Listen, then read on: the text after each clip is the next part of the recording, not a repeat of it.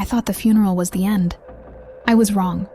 3 days later, I unlocked my father's old library and found something no child should ever find about their own family. A hidden account, $2 million, and proof my father knew exactly who betrayed him. He didn't fight they. He didn't expose them. He waited, and he left everything for me. Beneath the smell of old paper, there was an odd silence in that museum-like bank. My name is Catherine, Kate for short, and I knew nothing would ever be the same after that morning's meeting. It was the first time I'd ever seen a bank passbook, and it had truly frightened the young bank manager, Theodore. My father, Richard Fletcher's funeral. He was a quiet, book-loving man. Of 74, my mother, Patricia, was the complete opposite. Quick decisions, harsh words, unrestrained energy. They had been married for 48 years, but it seemed as if they had never truly been together. At the funeral, my mother acted like a waitress. She was making lists, setting time limits, trying to quiet the weeping people. The music was excessively funeral music. The flowers were expensive but unnecessarily open. My father didn't deserve any of this. Patricia seemed to think it was all event management, like a theatrical performance. My older brother Marcus played a role in the show. He wore cheap jewelry and a watch on his head. He hadn't taken time off from work because, in his opinion, funeral rituals were a waste of time. He told them to say their father had died, but he only replied that he would come on the weekend. Then he came, stayed for 5 hours and left. He acted like a professional stranger. I sat down next to my father, wearing a suit that didn't quite suit him. He'd kept his hair cut the same way his whole life, a simple parting in the middle. His hands bore the marks of pen writing. He'd been an accountant, letting numbers do the talking for 45 years. A week after the funeral, I found the box in the library. Old wooden boxes, stacked unopened in dry corners. I quickly looked through them while my mother was home. Inside was my father's 30-year-old diary, but mostly numbers. Calculations, dates, amounts. As I turned the pages, bells started ringing in my head. Each entry had a name next to it. Patricia, Marcus, Patricia, Marcus, Patricia. With numbers written beside them. Villa, $50,000. $75,000. $120,000. Just outflows or thefts. Because my father was an accountant, I knew what those numbers meant. They were monetary movements. I couldn't sleep that night. Early in the morning, I put on my shoes and rushed to the door. Since I couldn't find the manager's address, I went directly to the First Regional Savings Bank. I asked where my father's accounts were. A young consultant was assigned to investigate the accounts of the client, a retired accountant. Then Theodore came out. He was in his 60s, with gray hair, and his jacket pocket looked heavy. He took me into his office. Before closing the door, he examined me anxiously. "There are still things I don't fully understand," I said. "There are transactions in my father's diary." Theodore looked out the window. He was silent for a long time. Then he turned around. "Are you Kate?" she asked. "Yes." "Your father left me instructions," he said. "He told me to show you some things if you come. But only you." My heart started racing. Theodore turned on his computer. He searched for several accounts. He flipped through the pages diagonally. Then he showed me a screen. There was an account number and a number in the balance. Column 1,847,293. I was breathless. "What is this?" I said. "This," Theodore said, "is the account your father kept secret for the last 10 years of his life. It was opened in your blood. Only he could transact with it. No one knows, no one." The table seemed to wobble. "Why is he showing it to me?" I asked. "Because your father came to me a month before he passed away. He said, if my daughter Kate comes here, and she will, because she knows how to ask questions, you will open up to her, but not to anyone else." And he left a file. Theodore took a deep breath. He pulled a thick envelope from his drawer. "Before you read this," he said, "you need to know a few more things. This account isn't just about money. This account," he paused, "this account is evidence." I received the envelope. My hands started trembling. "For 10 years, Theodore said, your father didn't transfer money to this company. Money was transferred. From his account, by someone using power of attorney. My mother," I said in a low voice. "Not just your mother. Her daughter too. Marcus." I felt dizzy. Theodore continued, "Your father told you this. But the doctor already said he had memory problems. Nobody believed him. Absolutely nobody. His mother says, Richard has forgotten what he ate today. What is he really saying? Everyone who came in, the teacher, the neighbor, the family counselor, trusted the mother, because she seemed like the faithful wife, the foster mother. But my father wasn't stupid. My father is an accountant. He recorded everything. Theodore opened the envelope. Inside were pages. My father's handwriting, neat edges, numbers in columns, dates precise. Each transaction includes date, amount, signature photo, fake, and notes. At the top it says, Patricia 50,000 activation fee. On the next page, Marcus 75,000 consulting. Services, 06/30/2015. Pages and pages. 8 years. Over $2 million. Just my mother and my older brother were trembling violently because I didn't want to drop the envelopes. Theodore couldn't stay silent. Your father, he said, was investing this money in England, Switzerland, and Italy. His inheritance, his grandfather's inheritance. He was very rich in 1995. But he didn't tell anyone. Nobody knows. Only I know. And now you do. My head started to feel heavy. I can't hear anything. It's like the world has slowed down. Do you have the file? I asked. Yes, Theodore said. Our bank records, the transaction chain, comparisons, the ratio of forged signatures to real signatures.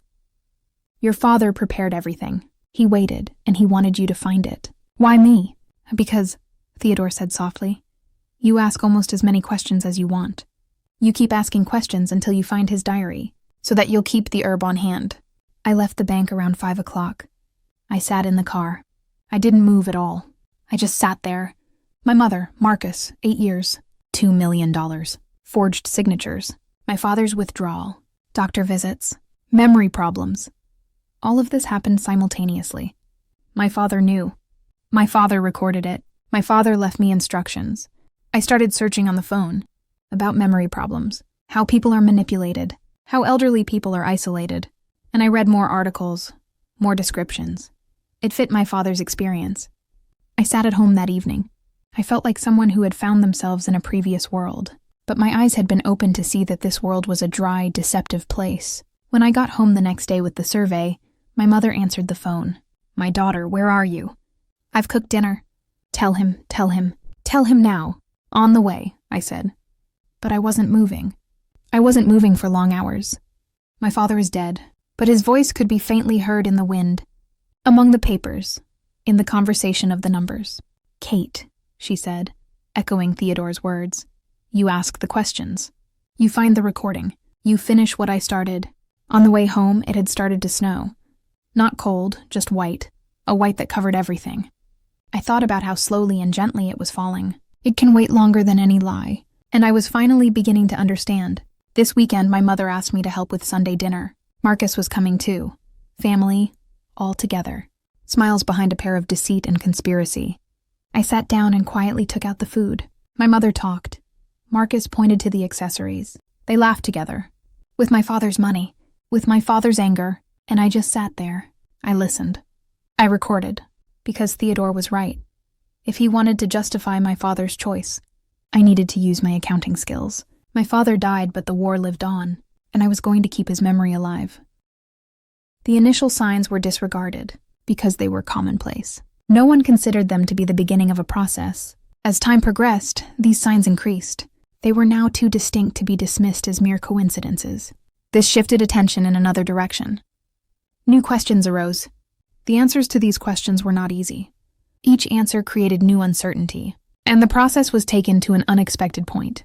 For the first week after leaving Theodore's, I just worked on the records.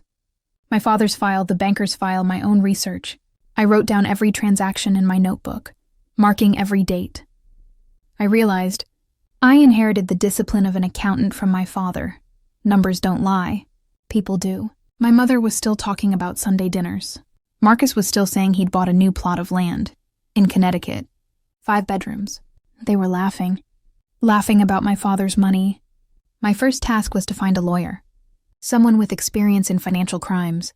A week later, I found John Castellano, in his 60s, with a stern face and piercing eyes, a former prosecutor, now working in the private sector, specializing in financial crimes. I went to his office. I opened the file and showed it to him. The pages, the calculations, the signature comparisons, everything. John sat quietly. He turned the pages. He turned the pages again. "Is your father an accountant?" he asked. "Yes." "A smart man," he said. "Very smart. After all these years, and look at me, this professional job, it's still enough. Legally enough." "What can I do?" I asked. John leaned back. Using his pen grip, he began drawing lines on his desk. "Firm against your mother," he said. "Because if she gave a power of attorney, there was a legal reason. It was because your father had memory problems. But were those memory problems denied by the doctor? I don't know. So this is the first step. Doctor's records. The real diagnosis. Because if the father has no memory disorder at all, if he is completely mentally capable, then the mother's caregiver role collapses. Then what the mother is doing is conscious deception. Obtaining the doctor's records began with a few phone calls. Doctor confidentiality laws, written permissions. My father's will authorized me. 9 days later, I received the test results. Dr. Sarah Mitchell, my father's doctor. Note, Richard Fletcher, 74 years old. Routine checkups. Cognitive tests are normal. Memory tests are normal. Mood is slightly depressed, but this is age-related. No neurological problems. My advice? Increase social activities and avoid isolation. She was depressed because her mother had isolated her. His memory problems weren't the symptoms of a depressed person. These are the symptoms of a prisoner. John read it and raised his eyebrows. "This finally works," he said. "We can sue your mother. Financial abuse, fraud, more, just only what? If you're going to start this, he needs to know you'll be leaving the family. It's going to be ugly. Very ugly. I knew, but there was probably something worse. Doing nothing and staying silent. If my father hadn't dropped this file, my mother wouldn't have taken the $2 million and walked out into the sun. We can, John said. But you'll have to pay your taxes. Things will come out. Your brother, Marcus, he's involved too. Over $400,000 was withdrawn from the account. The police will be questioning him as well. Police. I hadn't mentioned anything like that. We can start with a civil lawsuit, John said. But it's very likely to turn into a criminal investigation, especially since the signatures are forged. Fraud, abuse of an elderly person. These are federal crimes. Federal. My mother is serving time in federal prison. Marcus spends his time in federal jail. My family will be torn apart by me. But my father knew what needed to be done beforehand, because he's an accountant. He knew how to reconcile accounts. I was starting. I instructed John to file a lawsuit. The case is called Fletcher v. Fletcher, Atlantic Country Supreme Court. My mother received the summons during breakfast. The detective knocked on the door. Very formal, very sarcastic. He handed her the summons. My mother read the pages. Her face turned pale. "Kate," he said. The voice was hoarse. "Kate, what is this?" "A lawsuit," I said. My fist was clenched, then held open. A lawsuit to get my father's money back. Patricia started having children. She became poor. She slumped into her chair. "How can this be?" she said. "Your father had accounts. I'm the caretaker. I was the one who kept things in order." "My father didn't have a memory disorder," I said. "The doctor said so. It's written on his doctor's record. My father's death instructions said so. And my father's diary said it all." My mother broke down to see me. Her face was contorted with tears, anger, and disbelief. "How could you do this to me?" she said. "I'm your mother. I spent years for your father. I only kept the library in order. I wanted to protect the accounts. Richard couldn't handle it. He was weak. My father," I interrupted, "recorded every transaction for 8 years. He was completely in control. He knew you." My mother started sobbing. Her hands dropped to the table. Dramatic, deconstructive. But this is the last time, because I wasn't the kind of girl who did the opening act. I'm my father's daughter. I'm the accountant. Marcus, the police found him at work. 9:30 a.m. in the conference room with potential clients. The detective showed him his badge, handed him the summons. Marcus's face changed color. Blue, gray, white. His wife cloned his phone. The case clues made headlines everywhere. It cost them $50 million in assets. Within a week, the accounting audit began. The accountant conducted a criminal investigation. Forensic accounting. Taxes were collected. My mother's lawyer tried to make contact. Forgive, make peace, resolve without trial. I asked John, "Can we do it?" "He can," John said. "But you shouldn't. Because it's not just about the money. It's manipulation. It's gaslighting. It's isolating you by using your father. It's an old man stealing everything from you. You shouldn't compromise. How much of filing the lawsuit will involve my father? I asked. All of them, John said. Every single piece will grace my father's feet. Then he should go. The court proceedings continued until March. My mother sat in court, in the office, with her hat on.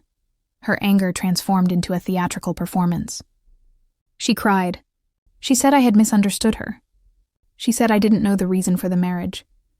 She said I had manipulated my father. But the signatures lied. The signatures said it all. The real signature, Richard's signature, is wavy, characteristic, a 45-year-old habit. The fake signature, perfect, absolutely perfect, lifeless. Looks like it was drawn on a computer. The court stated, "These signatures are different." The official signature analyst confirmed this. These signatures belong to Patricia, from Fletcher's hand. My mother slammed her hand on the desk.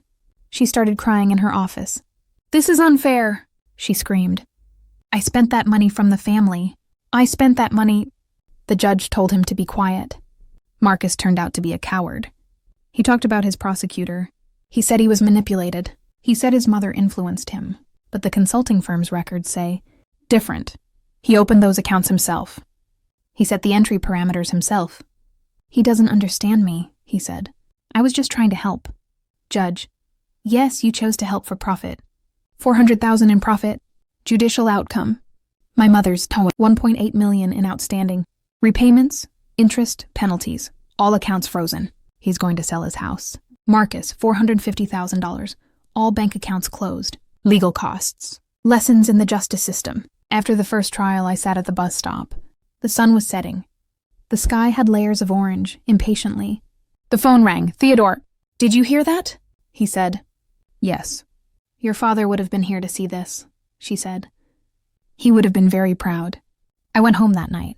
My mother was handling external aid, lawyer, appeal.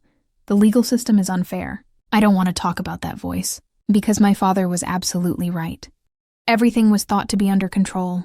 Plans had been made. Probabilities had been calculated.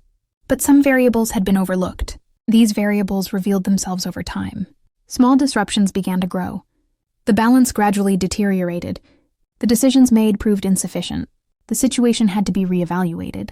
This reevaluation changed the course of the process. The following month, I received the real news. Postal mail. A letter from Theodore. The letter read, "Kate, your father instructed me. He told me that if you win the case, he should find me an envelope. He will give it to you when you arrive. There are things I don't want to do with the envelope, because I was afraid of hearing my father's voice, face to face." In the letter, maybe I would cry a lot. I might have blushed too much. Perhaps I would be very happy. But I went to Theodore's. I sat in his office. Theodore placed the envelope on his desk. My father's handwriting read, "For Kate." I opened it. Pages and pages. Letters. My father's handwriting. Always neat.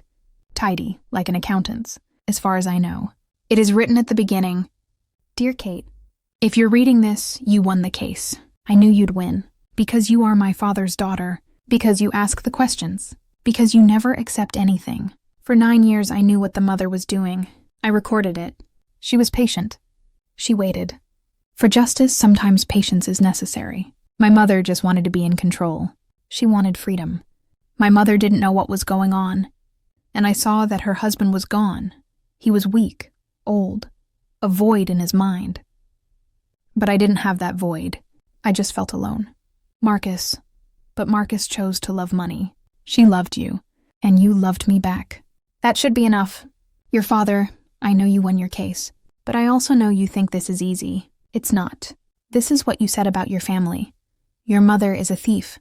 Your older brother has a complex. This is an emotional strength, but this is true. The difficulty of doing it right doesn't make it wrong. Your money was what you put there. Get that money back. He doesn't want to talk about money. I work as an accountant. I love family, but family doesn't cover anything.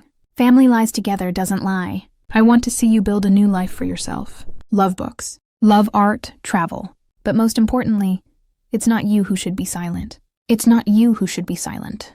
Because you are my daughter. You have asked your questions. You have found the truth. You have honored my father with your presence. I love you for making me smoke. From your father, Richard. The letter fell to the floor. My eyes welled up. I'd already cried in Theodore's office. Strength and anger and sadness and pride and love. It was all there together. My father knew. He knew I was asking questions. And this gave me the greatest gift at the beginning. Me complete. Me glued together. The following months were tough. My mother didn't speak in the library. The court proceedings started clean. The media began working on the story. But I liked the one that was already done. I used his money, made a breakthrough, and started a new business. Books, old, rare, valuable. My father's love was mine, and there was a sign in his office. My father's quote, framed, "True patience waits longer than any of your lies." My father is dead, but the patience of his legacy will live on. And as long as I keep it alive, those words will be heard. Understood, my mother. Maybe he'll forgive her someday. Maybe not. But I forgive myself. I forgive myself for misunderstanding my father. I forgive myself for being impatient. I forgive myself for making him feel insecure. And I forgive myself. I forgive myself. I love myself. Because my father did it. My father taught it. My father stopped it. When numbers, facts, and money run out, love remains. This is everything. The course of events unfolded more quietly than expected. There were no major ruptures. But this didn't mean everything was all right. The silence concealed certain things. These concealed things gradually surfaced. This surfacing wasn't sudden. It happened piecemeal. Each piece clarified the picture a little more. The clearer picture wasn't reassuring, and now there was no turning back. 2 years later, I stood in the window of my bookstore and thought of my father. Fletcher's pages. My father's surname and his love combined. The shop was small, narrow, but the windows were wide. The light was abundant. Books, rare editions, antique bindings, valuable first editions, filled the shelves. There were no customers in the store that afternoon. It was silent. The same silence as in my father's office. The wall clock ticked. Steam rose from the coffee machine. It was a normal day. A day that struck a balance between failure and success. The phone rang. John Castellano, the lawyer. The appeal decision had arrived. Did my mother win? I asked. My voice was flat, prepared. No, John said. The court upheld the original decision. All penalties, all reimbursements. The appeal was denied. A feeling of unease came, then nothing, knowing that my father's victory had been repeated. But this victory had been a decisive one. How did my mother get this? I asked. It's bad, John said. His lawyer said he started selling the house. If he doesn't have enough money to live in a green space, he'll move on with the storage. He lost his vacation home. He's selling his art collection. My mother loved collecting. Art, ceramics, delicate paintings. These were her pride and joy. And now they're disappearing. For God's sake, I felt sad. John, ignoring me because he was still talking. There's more news about Marcus. He's divorced. His wife is taking all the money. The share determined in the settlement. He's left with nothing. It's over. His consulting firm is closed. He doesn't talk finances to anyone. He doesn't even see his child. Marcus had 3 children. I don't know if this is the older brother, but the destruction related to our instructions and knowledge has begun. Kate, John said, this is your addiction. Do you know that? Do you know that this is the result? Yes, I said. I know, and I knew. But knowing and feeling are different things. If I hadn't sued, if I hadn't told my father, if I hadn't gone to Theodore, my mother would still be living off her fortune. She would have the house, the vacation spot, the art, the daily life. But my father didn't survive. This equation wouldn't change. About 3 weeks later, I was working in the store. There was a customer, an old man in his 70s, simply dressed. He was looking at books. Accounting and life, he said. I looked at him. They're both calculations. Yes, I said. That's right. Is your father an accountant? He asked. I jumped high. Yes, how do you know? The man smiled. Because philosophy is interested in a certain type of person. The accountant type. Numbers in their language. Order. Logic. Mathematical. But secretly, they're on the heart side. They love the truth very much. Is your father finished? I asked, my voice trembling. Yes, the man said, a while ago. But I understand her choice. A good choice. He bought a display case. He paid $20, he left. Then I realized he was talking about things I wasn't telling him. The man knew about my father. The man knew about his choice. The man knew about everything. Was this crazy? Just a customer? Or my father's friend? A secret witness? This world was full of mysteries, and the revelation is still coming. Late that evening, I was at home looking at my notebook, my father's last diary, the third notebook. Theodore had bought it. He had prepared it. After reading the pages, I started cooking. My father's recipe, chicken and spinach. I've been making it for years. It's what my father ate. I sat down at the table, alone, a fork and knife, an empty chair. I ate, I drank. I thought, my father chose an accountant. My father chose an accountant. These numbers speak. Life speaks through language. My father filed a lawsuit, no. My father left the lawsuit to another man for me. My father chose patience. Patience is a type of warfare. Patience is the weapon of truth. Patience is the path of the accountant. The next morning, I visited Theodore. At the bank. At his office. I wanted to ask about the letter, I said. I was looking at my father's letter. Is this letter real? Did my father really write these things? Theodore was read aloud. Then he opened the drawer. A minister? He said. More envelopes, a dozen. All for Kate, written over the years. Before the event. After the event. During the waiting period, our father, Theodore said, wrote a letter every month. Even if he hadn't, there wouldn't have been a lawsuit. It doesn't matter. He was always writing for you. He knew your love. He knew you would give in. He just wanted to be sure. If he had come, he would have known what a delicate world it was. He would have known that you loved my father. Envelopes and envelopes, handwriting, letters. I opened one. Date. 8 months ago since my father's death. Dear Kate, the doctor said today that I might live for 3 months. Maybe less. Maybe more. The doctor always lies because he doesn't know the future. I know my future. I saw the shogi, a mythical creature, and I chose patience. You think I lost? I lost money. I lost honor. Together. I lost the structure of the family. But I won something else. I won purity. I won conscience. I won, if the girl chooses, I won victory. Is this enough? Think about it sometimes. Maybe not.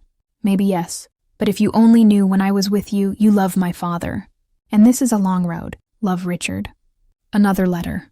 Date. On the moon. Dear Kate, my mother called today. She said forgive me. She said family is important. She said I was too harsh. I said, Patricia, you stole $2 million from me. You can make your daughter mine, that's it. Forgive. If you deserve forgiveness, you also deserve punishment. These are accounts to be settled, and I always pay my dues. My mother cried. Then we stopped. I need love, but I need to do what's right. Maybe if I forgive then I'll be a liar. The reason for doing the right thing isn't lying. The reason for doing the right thing is that it's right. That's enough. From your father, Richard. Another letter. Another date. Dear Kate, I visited your doctor today. He said you need to go to family therapy. He said I'm traumatized. He said I've lost my family. I said, Doctor, you're wrong. I won my family. I lost my family. Loss is a good thing. Gain is the future. The doctor didn't understand. But if only I had known. You can do this. You need to do this. Your daughter. From your father, Richard. At 6 o'clock, I was sitting in Theodore's office. On the letters desk. Dozens of them. Months. Years. My father was writing. My father was writing. My father was writing. My father was waiting. If only he had known I would win. If only he had known I was strong. If only he had known I would choose the right path. So what happened? I went home with the letters. I read them all night. My father's voice in the letters. My father's love. My father's patience. My father's trust. He had to make the choice I knew he had to make. When dawn broke, I fell asleep. The letters were in my chest. This morning I made a new decision. I investigated Marcus. Where he was. Whether he was working. Whether he was alive. I found him. He lived in an apartment, a cheap place. His job, a warehouse worker. My mother sent him away. She liked him, and then she sent him away. I've decided to leave. I knocked on the door. Marcus opened it. He was hunched over, had rough skin and empty eyes. I don't know if he's my father's nephew, but he looks like a different man. Kate, he said. I said. What does he want? The voice is harsh, ready, the walls thick. Can we talk? I said. Talk. My father loved you, I said. Directly. My father knew the wrong path you chose. He knew you were playing with my money. But my father chose patience because my father wanted his children to turn back. Marcus turned his face away. My father wanted to forgive you, I said. Where did my father think about you? Where were the good times? Where could you ever turn back on yourself? My father was writing letters, to me, to you, to my mother. He was writing forgiveness. He was writing love. He was writing about the future. Kate, Marcus said, his voice broken. I messed up completely. Yes, I said. It went wrong. But my father chose it. He doesn't know you. He doesn't know your brother. My father chose it if you knew you could change. My father chose it. Patience for the future. Marcus sat down. He took in his sadness and began to cry. Heavy, deep, painful. I sat beside him. We didn't talk. Just me and Marcus and my father's love. There, in this space, this emptiness. Then I left. I didn't give the address. I didn't give the phone number. He just left it at the door, my father's words. A copy of the letters. My father saying, truth is patient. It waits longer than any lie. A week later, my mother was writing to me. Legal mail from my lawyer. My mother was writing to forgive the question. She was writing that we could start over. She was writing that I was lost. I understood. I chose wrong. I didn't reply. Theodore sent another envelope. From my father's history, 2015. Dear Kate, Patricia, today, my mother wasn't there, but I loved her. I loved her daughter, you. I loved what I knew she had to do. But I wished she had made other choices. My mother couldn't do it. My mother chose greed, but I can forgive. I can understand. I can love to stop. Forgiveness doesn't mean it's gone. Forgiveness means, if only I had known, I would never stand by the hand that was placed there. This is the difference. From your father, Richard. I sent a copy of the letter to my mother. By the lawyer. Written message. Letters delivered by Theodore. Prepared by Richard. My mother read it and they stopped. Theodore said, and my mother cried. Her voice could be heard on the phone. Forgive me, I'm biased. I forgive you. Maybe one day I'll forgive you. Mom, maybe one day I'll forgive you, Marcus. Maybe one day I'll forgive you.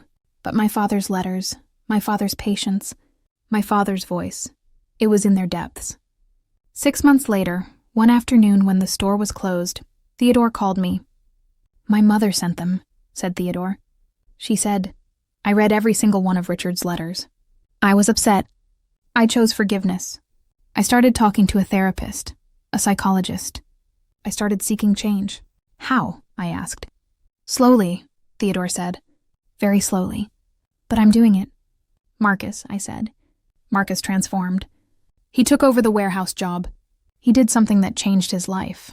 He started visiting his children. He started running around a bit more connected to his family. My father's choice, patience, it's still working. My father's letters, they still speak. My father's love still heals. In the world, they have the most things, money, power, status. But what they truly possess, love, patience, children, those things endure. My father knew this. My father is an accountant.